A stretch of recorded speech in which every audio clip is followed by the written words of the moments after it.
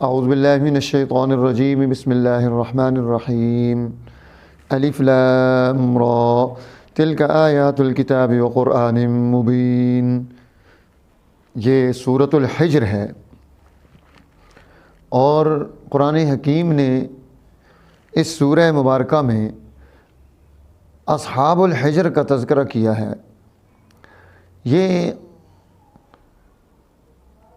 تبوک کے قریب مدینہ کے راستے میں بستیاں تھیں جو آباد تھیں، وہاں پر 1700 بستیاں اور اس سے قریب قریب یعنی شہر اور گاؤں ملا کر یہ ایک بڑی متمدن قوم بنتی تھی جسے قوم سمود کہا جاتا ہے۔ اس قوم نے اپنے اندر بڑی خوبیاں، کمال اور ظاہری انجینئرنگ، بلڈنگ بنانے کی ترتیب، یہ ساری چیزیں بنائی ہوئی تھیں اور یہ اپنے آپ کو بڑا مضبوط سمجھتے تھے، لیکن یہ بھی تباہ ہوئے۔ تو قرآن حکیم جگہ جگہ قرآن حکیم مختلف انداز سے ان واقعات کو بھی پیش کرتا ہے۔ پھر یہاں اس سورت کی ابتدا فرمائی تو فرمایا الف لام را تلک آیات الکتاب و قرآن مبین، یہ آیتیں کتاب کی ہیں اور واضح قرآن کی ہیں۔ تو قرآن حکیم کی عظمت، اس کی شان، اس کا مرتبہ، اس کا مقام، یہ قرآن حکیم خود پیش کر رہا ہے۔ دنیا میں جتنی اللہ نے کتابیں نازل کی، ان تمام کتابوں کو ان کی حفاظت کی ذمہ داری ان قوموں کو دی کہ تم قوموں کے پاس یہ چیز آئی ہے، تم نے اس کی حفاظت کرنی ہے۔ اور یہ قرآن حکیم کی جو حفاظت ہے، اس کی ذمہ داری اللہ تعالیٰ نے اپنے سپرد رکھی۔ انا نحن نزلنا الذکر وانا لہ لحافظون، کہ اس ذکر کو ہم نے اتارا ہے اور ہم اس کی محافظ ہیں۔ کہتے ہیں کہ مستشرقین نے اور ان کے جو متبعین ہیں، ان کی بات ماننے والے جو معترضین ہیں اسلام پر، ہندوستان میں انہوں نے یہ اعتراض کیا کہ جو ہے یہ از ذکر سے تو تورات بھی مراد ہو سکتی ہے۔ تو ہمارے بزرگوں نے اس کا جواب یہ دیا کہ یہ یہاں پر جو گرامر کے اعتبار سے صیغہ استعمال ہوا ہے نزلنا ہے، یہ باب تفعیل ہے۔ اس کا مطلب ہے ٹھہر ٹھہر کر، آہستہ آہستہ، ایک ترتیب کے ساتھ کسی چیز کا نزول، اور ایک ہے انزلنا یعنی پوری اول سے لے کر آخر تک اس کا نزول۔ جیسے قرآن حکیم نازل ہوا تو یہ لوح محفوظ سے آسمانی دنیا میں بیت العزت میں یہ جو رات ہے آج کی 27ویں، اس رات میں وہ ایک ہی مرتبہ نازل ہو گیا، انا انزلناہ فی لیلۃ القدر، کہ ہم نے اس پورے قرآن کو لوح محفوظ سے بیت العزت پہ نازل کر دیا، اور یہ 27ویں رات اللہ نے جو ہے یہ اس کو یہ نعمت عطا کی۔ اس لیے اس رات کی شان ہے کہ ہم اس کی قدر کریں، اس کو تلاش کریں، اس کی عزت کریں، اس میں نیکی اور خیر کے کاموں کو اختیار کریں۔ اور دوسری چیز ارشاد فرمائی کہ یہ یہاں پر کہا انا نحن نزلنا، کہ ہم نے یہ جو قرآن چونکہ بیت العزت سے حضور علیہ السلام کے قلب مبارک پر اس کا جو نزول ہے، اس کا 23 سالہ دور ہے، ضرورت کے مطابق چیزیں نازل ہوئیں۔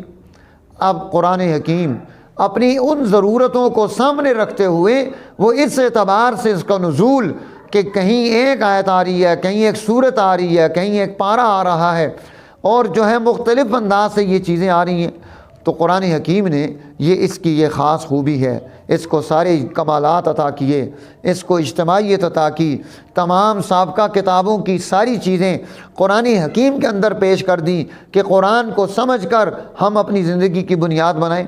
ہر وہ خیر، ہر وہ سچ، ہر وہ حقانیت جو سابقہ کسی کتاب میں یا نبیوں کے ذریعے سے پہنچی تھی، قرآن حکیم نے اس کو اپنے اندر جمع کر دیا، سمیٹ لیا، اور جو خس و خاشاک تھے، خواہشات اور مرضیات شامل تھیں، ان سب کو نکال دیا، تو گویا قرآن جامع کتاب ہوئی۔ اس لیے قرآن حکیم یہ اللہ کی طرف سے نعمت ہے۔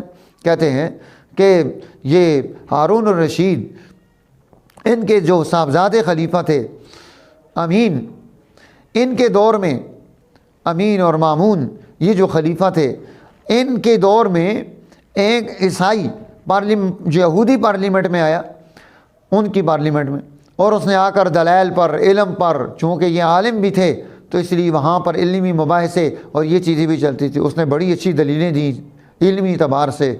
تو بادشاہ نے اس کو پوچھا کہ تیرا مذہب کیا؟ اس نے کہا یہود۔ اس نے کہا اچھا ہوتا کہ تو مسلمان ہو جاتا، وہاں پر زبردستی نہیں کی جاتی تھی کہ آپ زبردستی کسی کو مسلمان بنا دیں۔ تو اس نے کہا نہیں، مجھے اپنا مذہب پسند ہے، میں اسی پر ہوں۔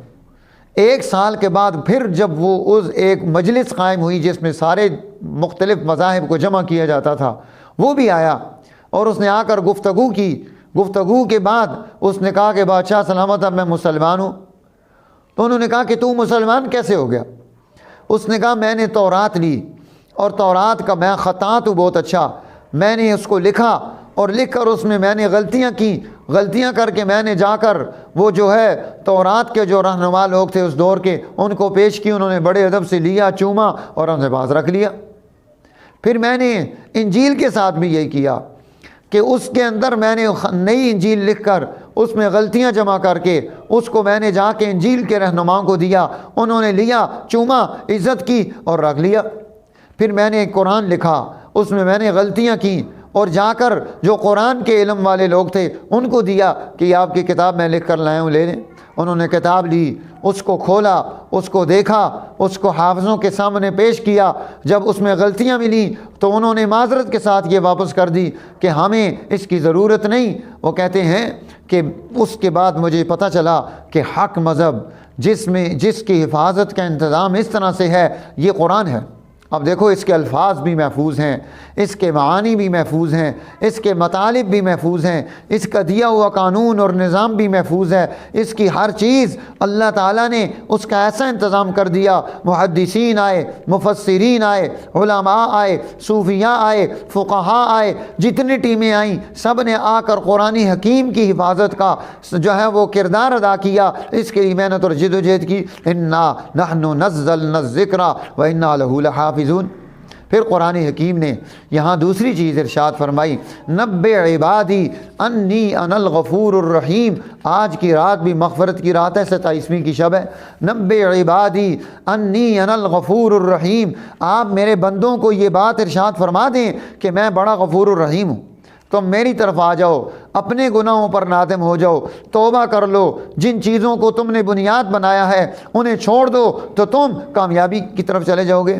وَأَنَّ عَذَابِي هُوَ الْعَذَابُ الْأَلِيمُ، اور تمہیں یہ بھی پتہ ہونا چاہیے کہ میرا عذاب وہ بڑا سخت عذاب ہے۔ اس لیے یہ رات نعمت ہے، اور قرآن حکیم کے ساتھ نسبت اور دعائیں اور استغفار اور اپنی سابقہ زندگی پر توجہ، یہ ساری چیزیں ہمیں کرنی چاہیے۔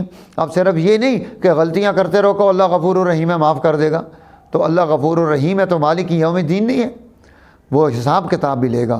وہ اگر آپ کو معاف کرے تو آپ نے جس کے ساتھ زیادتی کی اس کے ساتھ زیادتی ہوگی، اس نے تو سب کے ساتھ برابری کرنی ہے۔ اس لیے اللہ تعالیٰ وہ معافی کو پسند کرتا ہے، شرط یہ ہے کہ انسان معافی کے قانون اور اصول کو اختیار کر لے۔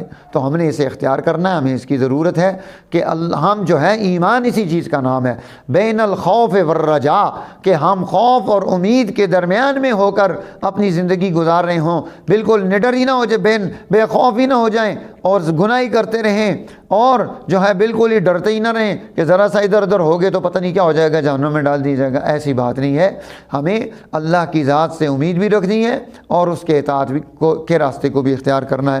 وقت کی قلت ہوتی ہے کہ تمام چیزوں کو پیش کیا جائے۔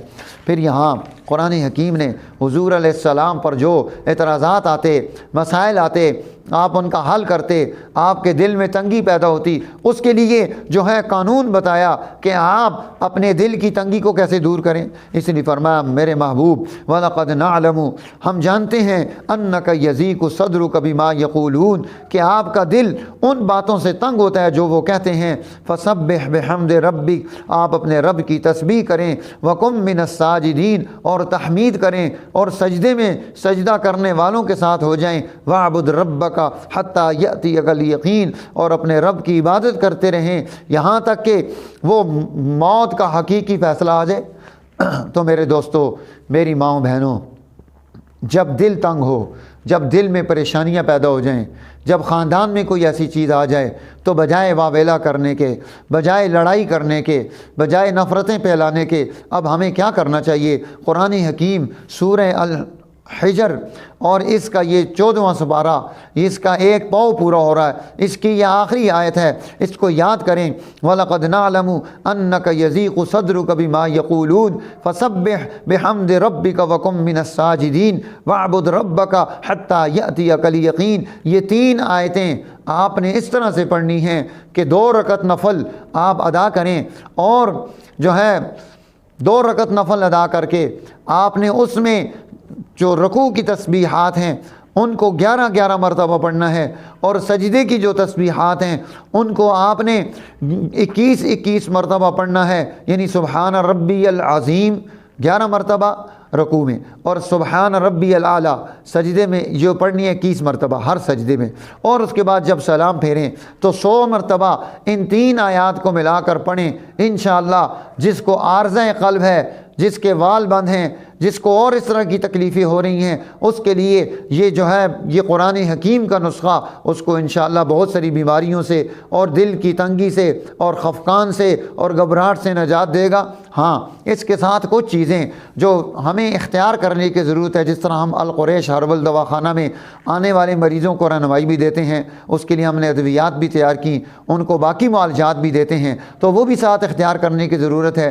گرم چیزیں بند کرے کھانے میں، اور اس طرح سے اپنی زندگی کو درست کرے، اپنے کھانے پینے کا شیڈول اچھا بنائے اور پوچھ کر بنائے کہ اس وقت میرا مزاج کیا ہے، مجھے کیا چیزیں زیادہ استعمال کرنی چاہیے، تو پھر بندہ ٹھیک ہو جاتا ہے۔ اللہ تعالی ہمیں قرآن حکیم سے محبت اور آج کی رات کی قدردانی نصیب فرمائے۔ وآخر دعوانا ان الحمد للہ رب العالمین۔